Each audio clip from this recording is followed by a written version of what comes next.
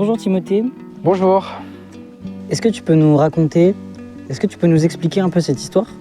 Ouais, bien sûr. Tout d'abord, moi, quand je vais travailler, je passe au-dessus de chez elle.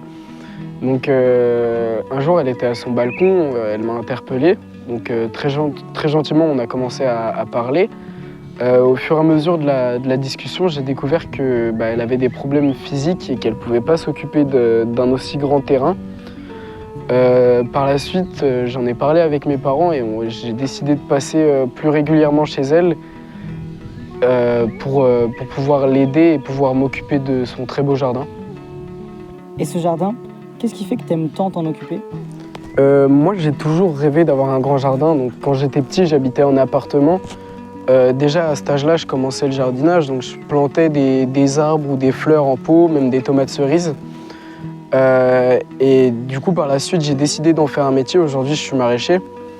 Et ce qui est bien, c'est que quand je viens ici, ça me permet de complètement déconnecter, passer un bon moment en m'occupant du potager, de tailler les arbres, la pelouse, de l'étang et même des animaux. Il y a des poules et des lapins.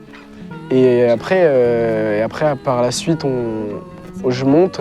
Une fois le travail fini, je monte, on boit un coup et on papote et c'est super. Et tu peux me parler un peu d'elle? C'est quoi votre relation maintenant?